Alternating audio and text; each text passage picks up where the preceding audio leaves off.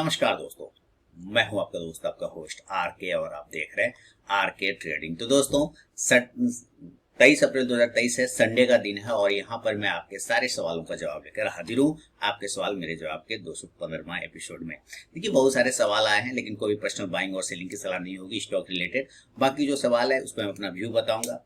पसंद आए जरूर कमेंट करके मुझे फीडबैक करें। तो चलिए सवालों का सिलसिला शुरू करता हूँ। उमेश धवन जी ने एक सवाल भेजा है दोस्तों, बहुत ही शानदार सवाल है। मैं पहले बताऊंगा कि ये बिगनर लोगों के लिए बहुत ही ज़्यादा इम्पोर्टेंट चीज़ है। कंफ्यूज कर जाते हैं अक्सर, ये आता भी है कमेंट में और फ़ोन करके भी बोला जाता है कि सर फ्यूचर के आप लेवल बताओ, चार्ट स्पॉट क्या होता है, ये सारी चीज़ें है ना। तो स्पॉट और फ्यूचर ये एक सवाल है। तो मैं सबसे पहले आपको सवाल समझाऊंगा। लिख रहे हैं उमेश धवन जी, लिख रहे हैं कि sir what is spot chart, please suggest. और ये किस वीडियो के अंदर क्वेश्चन है, कौन सा चार्ट देखना है, स्पॉट का या ऑप्शन का। ये वीडियो मैंने बनाया था ऑप्शन के ऊपर में, तो उसी पर ये रिप्लाई है इनका। Sir what is spot chart, कि स्पॉट चार्ट बार बार कहते हैं कि ये स्पॉट का प्राइस है, ये स्पॉट का प्राइस है, स्पॉट का प्राइस है, क्या होता है ये स्पॉट, है ना। और इसके बारे में समझाएं। तो देखिए उमेश जी और सारे लोगों को मैं बताऊं, देखिए सबसे पहले इस संसार में ना मुर्गी आया कि अंडा आया, ये क्वेश्चन रहता है। देखिए ध्यान से समझिएगा जो समझाना चाह रहा हूँ। मुर्गी आया कि अंडा आया, तो इसका आंसर सही से आज तक नहीं मिल पाया। लेकिन यहाँ पर स्टॉक मार्केट में पहले फ्यूचर आया कि पहले कैश आया, है ना। उसमें आंसर क्लियर कि पहले कैश आया। जो कैश होता है ना, कैश कैश मतलब रुपया की बात नहीं कर रहा हूँ, पैसे की बात नहीं कर रहा हूँ, रुपया की बात बिल्कुल भी मैं यहाँ पे नहीं कर रहा हूँ। कैश मतलब होता है जो इस जो फ्यूचर से अलग। फ्यूचर में क्या होता है, डेरिवेटिव डेटा होता है। डेरिवेटिव डेटा जिसमें आप कॉन्ट्रैक्ट बनाते हैं। फ्यूचर का प्राइस में क्या होता है, क्या आप कॉन्ट्रैक्ट कर लेते हैं। जैसे कि आप कोई जमीन खरीदते हैं ना, तो जमीन वालों से जैसे गए 10 लाख रुपया कट्ठा, बोला कि मुझे जमीन चाहिए, 10 लाख रुपया कट्ठा मेरा रेट है। आपने उसको 5 लाख रुपया दे दिया या 2 लाख रुपया दे दिया, एक एग्जाम्पल दे रहा हूँ, 2 लाख रुपया आपने उसको दे दिया, और उससे आपने 1 साल का समय मांग लिया कि भाई ये 2 लाख रुपया आप रख लो, 1 साल का तुम टाइम दो, बाकी मैं 8 लाख रुपया लेकर आऊंगा, 10 लाख हो जाएगा, उस वक्त तुम जमीन अपने नाम करें। तो आपने उससे 1 साल का कॉन्ट्रैक्ट कर लिया। ये जो कॉन्ट्रैक्ट होता है ना, इसी को स्टॉक मार्केट के लैंग्वेज में डेरिवेटिव बोला जाता है और फ्यूचर बोला जाता है। कि आपने फ्यूचर के लिए कॉन्ट्रैक्ट कर लिया है, उस व्यक्ति से एक समझौता कर लिया है कि बाकी पैसा दे के मैं आऊंगा, तो ठीक है, तब तुम मुझे जमीन दे देना। और अगर नहीं दे पाया, नहीं कर, तो ये पैसा तुम्हारा हो जाएगा, या इस तरह को कहता है ना कि मैं इतना पैसा काट के तुमको लौटाऊंगा, बाकी पैसा नहीं लौटाऊंगा, क्योंकि इतना दिन तुम्हारा पेंडिंग हो गया, तो हम तुमको बाकी एडवांस क्यों लौटाएंगे, एडवांस में काटेंगे पैसा, तुम्हारी वजह से मेरा जमीन फंस गया। आपसे कॉन्ट्रैक्ट कर लेता है।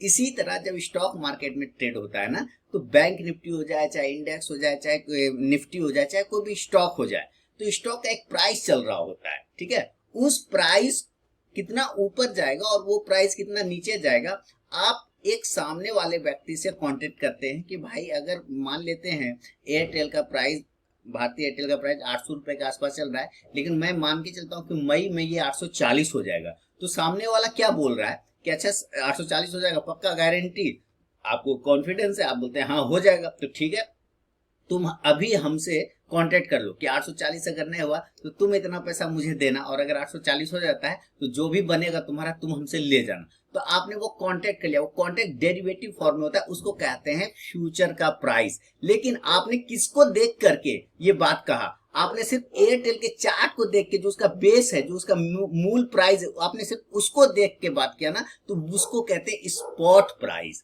ठीक है। यानी कि मूल चार्ट के प्राइस को, मूल प्राइस को देखते हुए आप भविष्य में जो अंदाजा लगाते हैं, तो उस चार्ट को कहते हैं स्पॉट का प्राइस। और जो भविष्य के लिए अंदाजा लगाते हैं उसको कहते हैं डेरिवेटिव का चार्ट या फ्यूचर का चार्ट। तो उम्मीद है कि आपको अब पता चल गया होगा कि स्पॉट चार्ट क्या होता है। इसको मैं थोड़ा सा चार्ट पे चल के समझाता हूं आपको। ये आ गया मैं चार्ट पे, जैसे ये बैंक निफ्टी का है, ठीक है। तो बैंक निफ्टी का ये तो कॉल पुट दिख रहा है आपको सिंपल। यहाँ पे अगर मैं बैंक निफ्टी बात कर लूँ, बैंक निफ्टी, या चलिए इन्फोसिस की बात कर लेता हूँ, तो ये इन्फी लिखा, ये आ गया, ये है स्पॉट प्राइस। ये क्या है, ये स्पॉट का चार्ट है, जिसमें कहीं कोई टाइम डिके का प्रॉब्लम नहीं होता है, कहीं कोई समय का बाउंडेशन नहीं होता है। आपने आज खरीदा, 10 दिन बाद बेचा, 20 दिन बाद बेचा, कैश में रख लिया, इसमें कोई टाइम डिके का बात नहीं। प्राइस ऊपर जाएगा तो प्रॉफिट है, प्राइस नीचे आएगा तो आप होल्ड करके रखिए, इसमें कहीं कोई दिक्कत वाली बात नहीं। ये कैश का प्राइस हो गया। ये जो कैश का प्राइस बोलते हैं ना, इसी को कहते हैं स्पॉट प्राइस। क्या बोलते हैं, स्पॉट प्राइस, और इसी को कहते हैं स्पॉट का चार्ट। लेकिन जैसे ही आपने इसमें कॉन्टेक्ट डाल दिया कि मुझे लगता है कि ये 800 एक 1227 है, ये 1250 हो जाएगा, तब मैं यहाँ पे इन्फोसिस लिखूंगा, मान लीजिए 1240 या 50। तब अब वो क्या पार्टी बोल रहा है कि मुझे लग रहा है कि ये मई में या जून में ये 1240 हो जाएगा, तब आप कांटेक्ट कर लेते हैं। जब आप कांटेक्ट करते हैं तो वो डेरिवेटिव कहलाता है, और डेरिवेटिव जो होता है वो फ्यूचर के चार्ट पे होता है। तो ये फ्यूचर के लिए ना आपने कांटेक्ट किया कि या तो ये नीचे चला जाएगा या तो ये ऊपर चला जाएगा। तो जिसपे आप कॉन्ट्रैक्ट करते हैं सामने वाले सेलर और बायर से, वो कहा जाता है फ्यूचर का चार्ट, और जिसके बेस पर करते हैं वो होता है स्पॉट का चार्ट। अब समझ में आ गया उमेश जी आपको, और सारे लोगों को भी समझ में आ गया होगा कि क्या होता है फ्यूचर का चार्ट और क्या होता है स्पॉट का चार्ट। चलिए फीडबैक जरूर दीजिएगा। आगे बढ़ता हूं अगला सवाल की तरफ। दोस्तों एक सवाल है यहाँ पर के साहब का, उन्होंने जो सवाल लिखा है वो बहुत ही इंपॉर्टेंट सवाल है। आप सब लोगों को उन सवाल पर ध्यान देना चाहिए। और सवाल क्या है सबसे पहले ये समझ लेते हैं। लिख रहे हैं कि सर एसएल कब लगाना चाहिए, ट्रेड के साथ ही या लॉस देख के कट करना चाहिए ऑप्शन बाइंग में। इनका सवाल है कि ऑप्शन बाइंग में स्टॉप लॉस कब लगाना चाहिए, ट्रेड करने के साथ ही लगा लें या फिर लॉस को देख के कट कर लें ऑप्शन बाइंग में। देखिए इसका बहुत ही शानदार बात है। देखिए अगर आप सिस्टम पर बैठे हैं दिन भर, अगर आप दिन भर बैठने की क्षमता रखते हैं और स्टॉक इंडेक्स की वॉलेटिलिटी को हैंडल करना जानते हैं, समझते हैं, तो आप स्टॉप लॉस ना भी लगाएंगे तो कोई दिक्कत नहीं है। बात समझिए मैं जो कह रहा हूँ, स्टॉप लॉस ना भी लगाएंगे तो कोई दिक्कत नहीं है, क्योंकि आपने एक प्राइस एक रेंज आइडेंटिफाई कर लिया है कि इसके यहाँ पर मैंने बाय कर लिया और इस रेंज के नीचे जाने पर मैं एग्जिट कर जाऊंगा। एज ए एग्जांपल मैं चार्ट पे चलता हूँ और आपको समझाने की कोशिश करता हूँ। सबसे पहले तो मान लेते हैं कि आपने ये बैंक निफ्टी का एक कॉल ले लिया 400 का, 42,400 का, एक एग्जांपल ले रहे हैं, और आपने ले लिया 42,400 का कॉल, एक प्राइस पकड़ा, चलो इसके ऊपर हमने बाय कर लिया 140 पर। अब आपने 140 पर बाय कर लिया और स्टॉप लॉस आपने यहाँ पे नहीं लगाया, 140 पर आपने बाय किया, स्टॉप लॉस नहीं लगाया, लेकिन आपके दिमाग में है कि 120 के नीचे अगर निकलता है, 120 के नीचे निकलता है तो मैं कट कर दूंगा। अब यहाँ पे आप समझिए क्या होगा कि 120 के नीचे कट करूंगा। अब अगर आप सिस्टम पर नहीं बैठना चाहते, नहीं देखना चाहते, तो आप यहाँ पे स्टॉप लॉस 120 का लगा दीजिए और बात खत्म हो गई। फिर आपको टेंशन ही नहीं है। अब आप बाथरूम भी चले गए तो कोई दिक्कत नहीं, अगर वो नीचे सडनली आ भी जाता है तो आपका ऑटोमेटिक ट्रिगर हो जाएगा। पहली बात, अगर आप नहीं कि मैं हैंडल कर लूंगा, कोई दिक्कत नहीं, मैं बैठ सकता हूं, तो जाहिर सी बात है जब ये 120 के नीचे आएगा तो आप यहाँ पे कट कर देंगे, क्योंकि आपके दिमाग में पहले चल रहा है कि 120 के नीचे कट, तो आप मैनुअली कट कर देंगे, है ना। स्टॉप लॉस नहीं भी लगाया तो कोई दिक्कत वाली बात नहीं। लेकिन एक होती है वॉलिटिलिटी नाम की चिड़िया, है ना, वॉलेटिलिटी नाम की चिड़िया, एक होता है स्पाइक नाम का चिड़िया। ये स्पाइक, ये देख रहे हैं, ये बड़ा वाला ये जो स्पाइक लगा है, ये कितना बड़ा स्पाइक एट ए टाइम मारेगा कुछ नहीं पता। तो हो सकता है जब आपने एंट्री लिया सडनली नीचे मार दिया, सडनली नीचे मार दिया, तो उस वक्त ये चीजें हमेशा रहती बनी हुई। तो इस चीज को आपको लेके चलना है साथ में कि क्या आप इस स्पाइक को हैंडल कर सकते हैं, ये जो बीच में जर्क आता है, ये झटका आता है, इसको हैंडल कर सकते हैं, तब तो कोई बात ही नहीं। फिर आप स्टॉप लॉस ना भी लगाएंगे, नीचे आने पर आप खुद काट सकते हैं, कोई दिक्कत वाली बात नहीं है। लेकिन अगर सिस्टम के सामने नहीं रहना चाहते तो आपको स्टॉप लॉस प्रॉपर लगा लेना चाहिए। ट्रेड करने के साथ ही प्रॉपर स्टॉप लॉस लगा के आप बैठ सकते हैं, कहीं कोई वहां पे भी प्रॉब्लम आपको नहीं आएगी। तो दो चीजें हैं, या अगर आप फुल टाइम बैठना है तब तो आप ना लगाएं, तब भी चलेगा। अगर फुल टाइम नहीं बैठते हैं, सिर्फ ऑर्डर लगा के हट जाते हैं, तब तो आपको स्टॉप लॉस लगाना ही लगाना चाहिए। अब तीसरा बात क्या होता है कि आपने स्टॉप लॉस नहीं लगाया, ठीक है, तो क्या होता है कि मार्केट इस तरह से साइडवेज हो जाएगा। तो उस वक्त भी क्या होगा ना कि आपका प्राइस ऑटोमेटिक, ये जो कॉल और पुट लिया है ना, उसका प्राइस ऑटोमेटिक नीचे आना स्टार्ट हो जाता है। तो उस कंडीशन में भी आपको स्टॉप लॉस वेरी इंपॉर्टेंट हो जाता है। तो ये चीज, इस 2-3 चीजों को समझ लीजिए आप। पहला कि आपका अगर प्राइस नहीं कहीं गया तो आपका प्रीमियम नीचे आ जाएगा ऑटोमेटिक, तो आपको वहां पे कट करना है। अगर आप बैठे हैं, नहीं कट करें तो आप अपना मैनुअली लगा के हट जाइए, वो ऑटोमेटिक काट देगा। दूसरा कि अगर वो स्पाइक को हैंडल कर सकते हैं, सडनली स्पाइक मारता है फिर ऊपर चला जाता है, और हो सकता है स्पाइक लंबा लंबा नीचे मार दे, उस वॉलेटिलिटी को हैंडल कर सकते हैं, तब तो स्टॉप लॉस ना भी लगाएंगे तो चलेगा, आप मैनुअली काट सकते हैं। और नहीं तो फिर एकदम स्ट्रिक्ट स्टॉप लॉस को लगाना ही चाहिए। तो आप ट्रेड करने के साथ भी लगा सकते हैं। आपकी मेंटलिटी, ट्रेड का मेंटलिटी क्या है, आप दिन भर बैठते हैं, सामने में बैठते हैं या ट्रेड लगा के हट जाते हैं, उस पर डिपेंड करता है कि स्टॉप लॉस आप किस तरह से लगाए। जैसे हम लोग स्टॉप लॉस जल्दी नहीं लगाते हैं क्योंकि हम लोग वहां पे हैंडल कर लेते हैं, देख लेते हैं कि अच्छा ये बात है, इस जगह पे नीचे जाएगा तो हाँ, जब मुझे कहीं जाना है, जैसे मुझे बच्ची को लाने स्कूल जाना है तो और मेरा ट्रेड ऑन है, तो मैं स्टॉप लॉस प्रॉपर लगा देता हूँ भाई, क्योंकि मैं देख ही नहीं पाऊंगा ना, अभी ऊपर टारगेट नहीं लगाता हूँ, बस स्टॉप लॉस जरूर लगा देता हूँ कि हाँ भाई ठीक है, अगर इनकेस कुछ हो भी गया तो हमारा वहां पे लॉस होने से बच जाएगा, मैक्सिमम लॉस होने से बच जाएगा। जो लॉस होगा वो स्टॉप लॉस ही तक तो होगा, बाकी पैसा तो बच जाएगा। तो इस तरह से आप जो है आप अपने स्टॉप लॉस को ट्रेड को करने के साथ ही आप चाहे तो हैंडल कर लीजिए, अदरवाइज आप जो है यहाँ पर से ये कहाँ गया इनका सवाल के साहब का, अदरवाइज आप जो ट्रेड स्टॉप लॉस लगा के हट जाइए। तो एसएल कब लगाना चाहिए, इसका आंसर आपको प्रॉपर मिल गया होगा, फीडबैक जरूर दीजिएगा। दोस्तों एक सवाल और आया है, चलिए मैं उस सवाल की तरफ चलता हूँ। बहुत ही बेहतरीन सवाल है और वो सवाल मैं आपके सामने लेकर आ रहा हूँ। सवाल जो भेजा है वो है सऊदी अरेबिया से जुबैर कुरैशी साहब ने लिखा है। सबसे पहले लिखा है ईद मुबारक, आपको भी सर बहुत बहुत ईद मुबारक हो आप लोगों को। 52 वीक हाई स्टॉक किस तरह से बाय करें, किस तरह से पता करें कि ब्रेकआउट फेक नहीं है, कितने टाइम की कैंडल ब्रेक करे तो स्विंग ट्रेडिंग अपॉर्चुनिटी सर्च करें, एग्जांपल से बताएं। देखिए जुबैर कुरैशी साहब, मैं पिछले कई सालों से इस बात को बता रहा हूं कि पार्टिकुलर कोई एक चीज ऐसा फिक्स्ड नहीं होता है। मैं कई बार पर्सनली भी बता चुका हूं आप लोगों को मैसेज करके कि कोई एक चीज पार्टिकुलर फिक्स्ड नहीं होता है कि 20 कैंडल देखना है, 50 कैंडल देखना है, 2 कैंडल देखना है, कोई फिक्स्ड नहीं होता है। ये आपके स्टडी और आपके एनालिसिस पर डिपेंड करता है कि ये कैंडल कितना कैंडल ब्रेकआउट किया है तो सस्टेन करेगा नहीं करेगा। ये कोई फिक्स लिखा हुआ नहीं है, किसी किताब में नहीं लिखा हुआ, इसलिए मैं यहाँ पे बता भी नहीं पाऊंगा।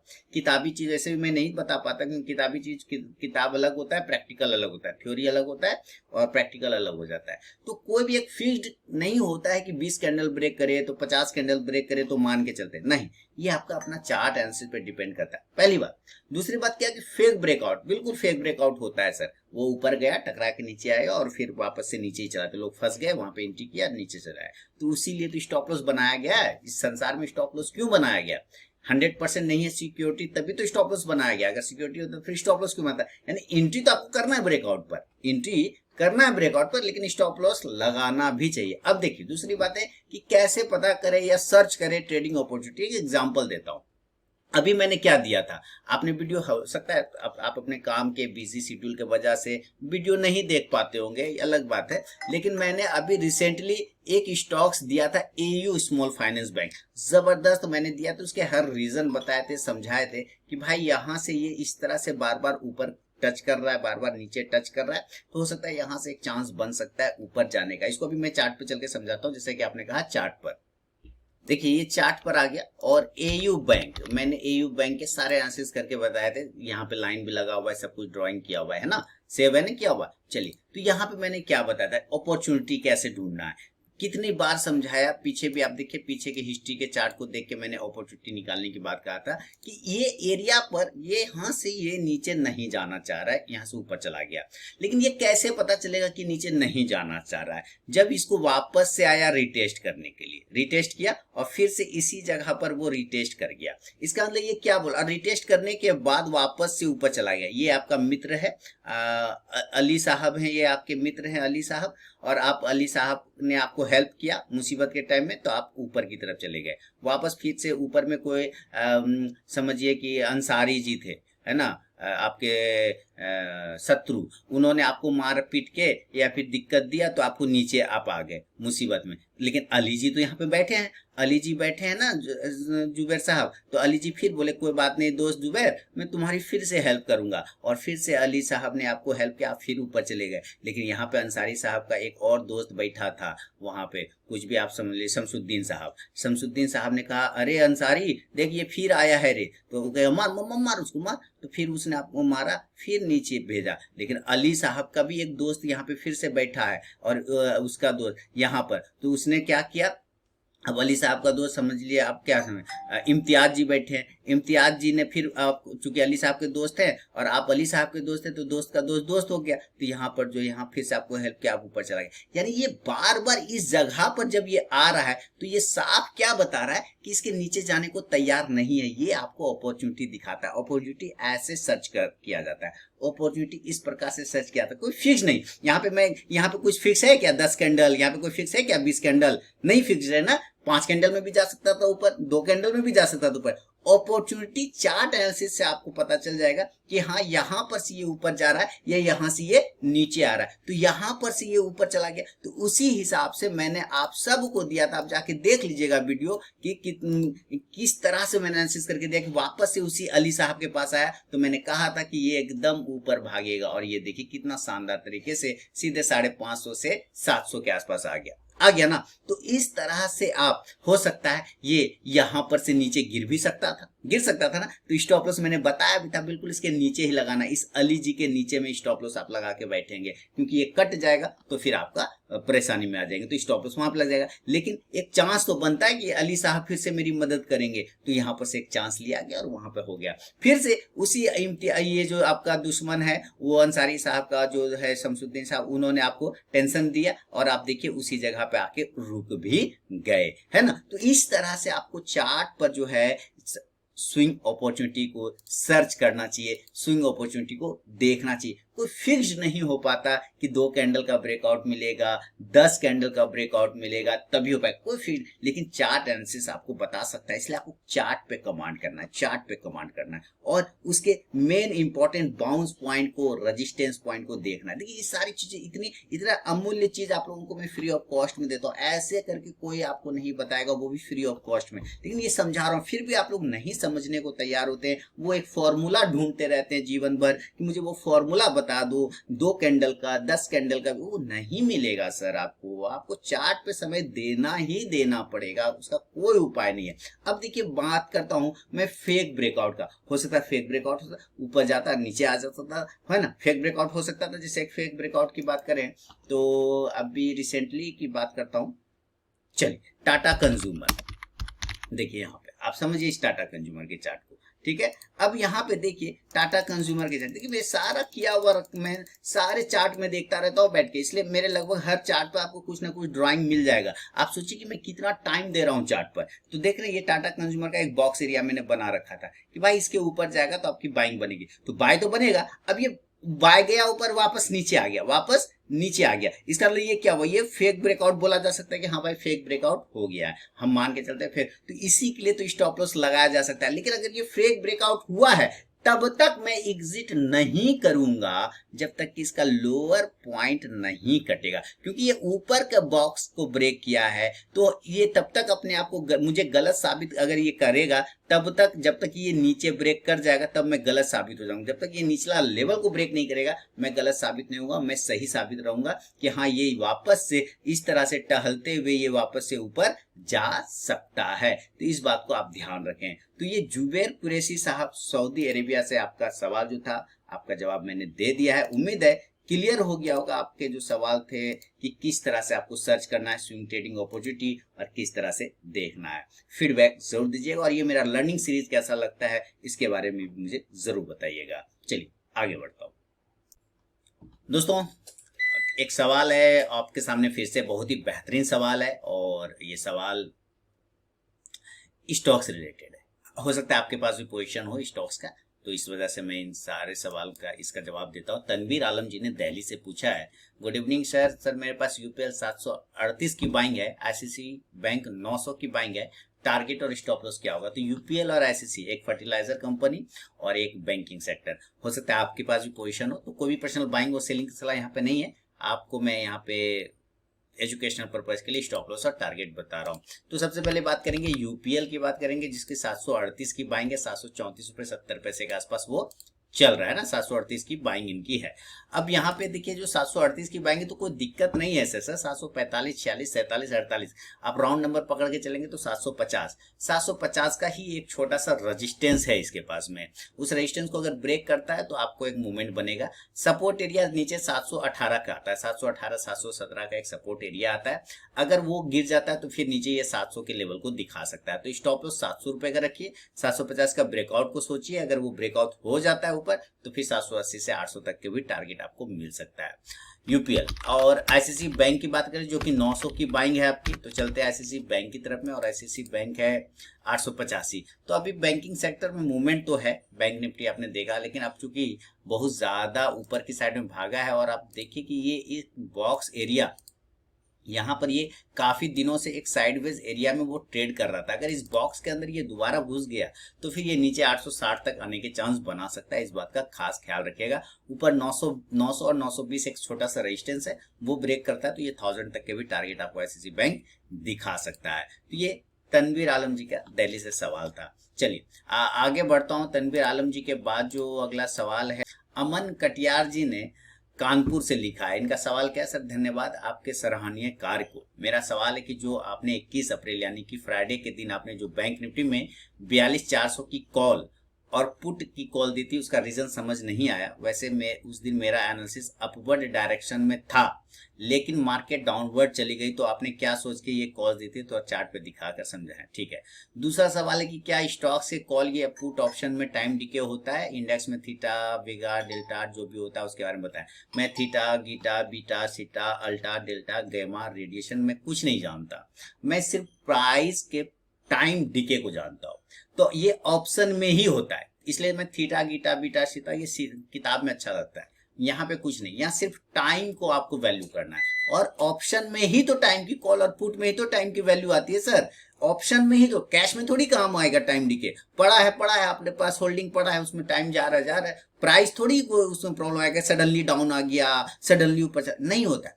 प्राइस डिके होता है टाइम के साथ ऑप्शन में। इसलिए ये जो आपका सवाल है ना, ये ऑप्शन में क्या इंपॉर्टेंट है, ये क्या स्टॉक्स के कॉल या पुट ऑप्शन में भी टाइम डिके होता है? बिल्कुल। आप जैसे ही ऑप्शन में आ गए, चाहे आप इंडेक्स में आइए चाहे आप स्टॉक्स में आइए, ऑप्शन जुड़ गया तो प्राइस डिके, टाइम डिके और प्राइस डिके दोनों का अपना आप रिलेशन हो जाता है, टाइम और प्राइस का। जैसे जैसे टाइम डिके होगा प्राइस नीचे आना शुरुआत हो जाता है। इसलिए ये ध्यान रखना कि ऑप्शन जैसे होगा वो स्टार्ट हो जाता है, प्राइस टाइम उसमें ऐड हो जाता है अपने आप। इसलिए इस बात को ध्यान में रखिए, ठीक है। और बाकी ये थेल्टा, गिल्टा, बीटा मुझे नहीं आता है सर, ये मैं करता भी नहीं, इसमें दिमाग भी मैंने लगाता। मैं चार्ट देखता हूँ, प्राइस देखता हूँ, टाइम देखता हूँ, बात करता हूँ।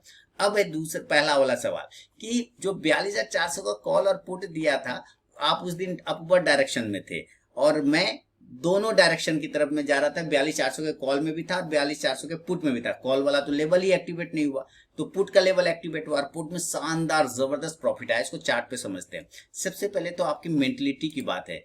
आप अगर एक इंट्राडे ट्रेडर हैं, अगर आप एक इंट्राडे ट्रेडर हैं तो आप वन साइड तो सोच के ही मत बैठिए।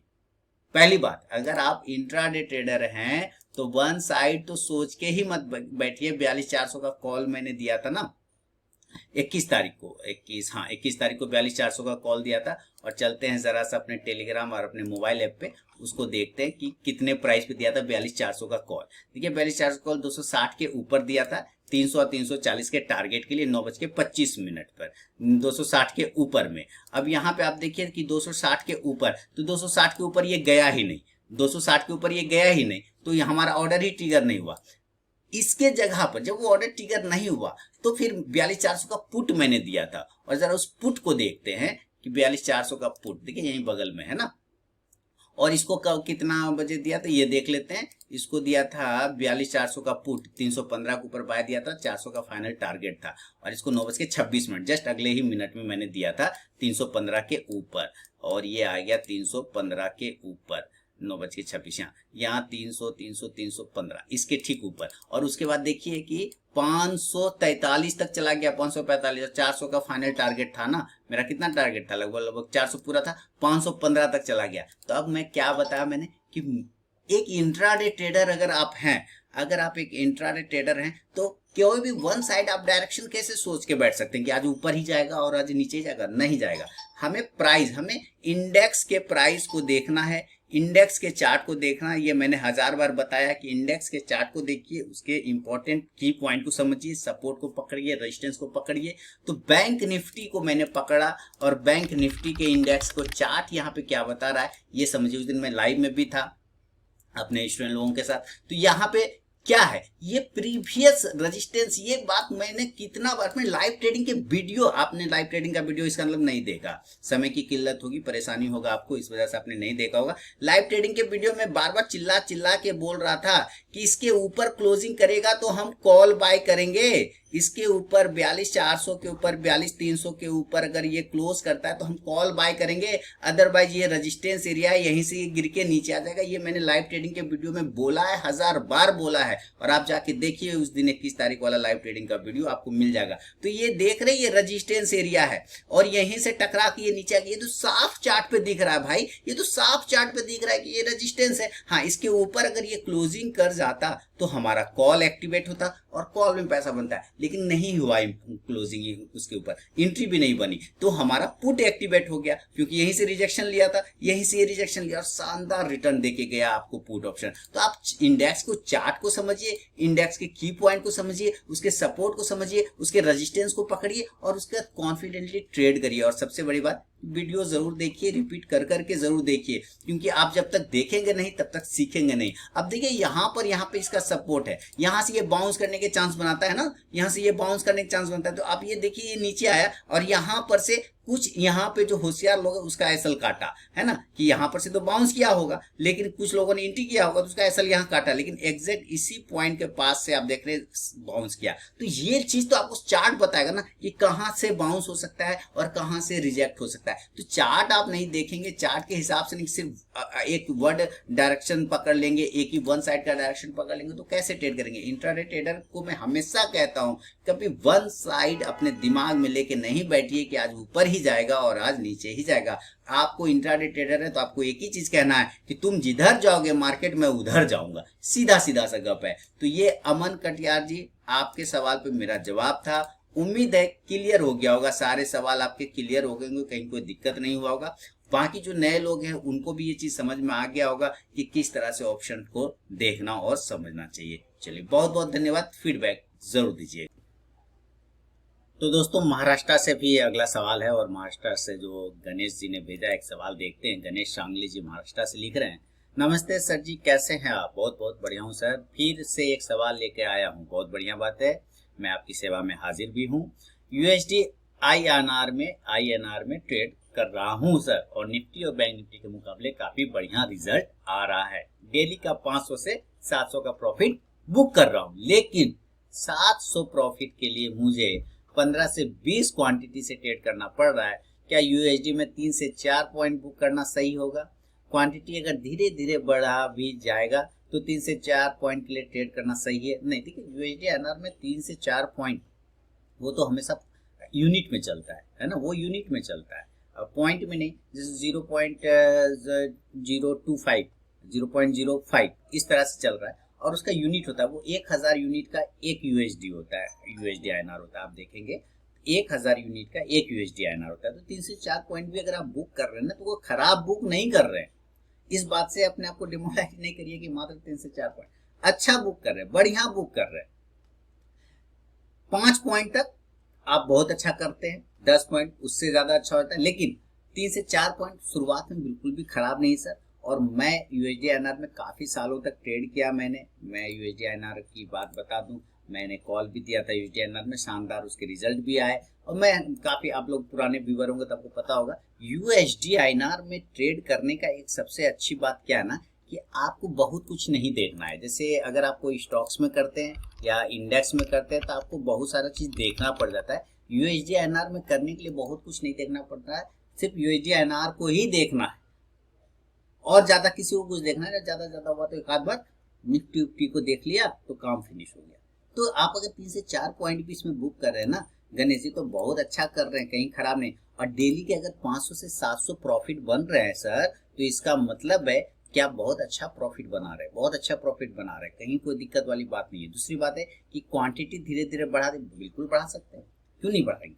अगर आप में वो कॉन्फिडेंस है, आप में वो चीजें आ रही है कि नहीं ये काम मैं कर पा रहा हूँ और इसी में मैं बहुत अच्छे तरीके से कर पा रहा हूँ, तो फिर दिक्कत क्या है सर, बिल्कुल कर सकते हैं, बहुत अच्छा से कर सकते हैं। तो 3 से 4 पॉइंट प्रॉफिट बुक करें, कोई दिक्कत नहीं, शुरुआत में करिए, धीरे धीरे अपनी एक्यूरेसी को और उसमें बढ़ा लीजिए और इंक्रीज कर लीजिए धीरे धीरे। वो 6 पॉइंट, अब मान लीजिए वो 3 से 4 पॉइंट ही जाएगा, तो आप जबरदस्ती का 10 पॉइंट कैसे लेंगे। एक एग्जांपल दे रहा हूँ, समझा रहा हूँ कि मान लीजिए उसको जाना ही नहीं है ऊपर, है ना, आपने सोचा कि चलो यहाँ पे एंट्री कर लिया और यहाँ तक का हम टारगेट रखेंगे। अब इसको यहाँ तक जाना ही नहीं है, यहीं से रिजेक्ट, तो जबरदस्ती तो वो नहीं देगा ना, तो आपको ये टारगेट ही लेना पड़ सकता है। तो ये चीजों को भी आपको लेके चलना पड़ेगा कि कभी ज्यादा भी मिल सकता है और कभी कम भी मिल सकता है। लेकिन इंपॉर्टेंट क्या है, इंपॉर्टेंट ये है सर कि आप प्रॉफिट में हैं कि लॉस में। इंपॉर्टेंट ये है कि आप किस में, प्रॉफिट में कि लॉस में, रिजल्ट मायने रखता है। तो आपका रिजल्ट है कि आप प्रॉफिट में, तो जबरदस्त आप 3 से 4 पॉइंट बुक करते हैं, धीरे धीरे एक्यूरेसी बढ़ाइए, क्वांटिटी इंक्रीज करते जाइए, कहीं कोई डिमोरलाइज होने की बात नहीं, कहीं कोई हतोत्साहित होने की बात नहीं, आप बहुत अच्छा कर पा रहे हैं। बहुत बहुत धन्यवाद गणेश जी आपके सवाल का, और यूएसडीआईएनआर में करते रहिए, मेरी शुभकामना आपके साथ है। बहुत बहुत धन्यवाद। तो दोस्तों आपके सवाल मेरे जवाब का ये 215वां एपिसोड समाप्त होता है। सारे सवालों का जवाब मैंने दे दिया है। कोई भी कंफ्यूजन हो कमेंट में मुझे जरूर बताएं। बाकी Telegram channel RK trading mobile app को आप डाउनलोड कर सकते हैं। लाइव मार्केटिंग कॉल के लिए प्रीमियम स्विंग ट्रेडिंग ग्रुप में ऐड होना चाहते हैं तो मेरे लिंक के थ्रू अकाउंट ओपन करें।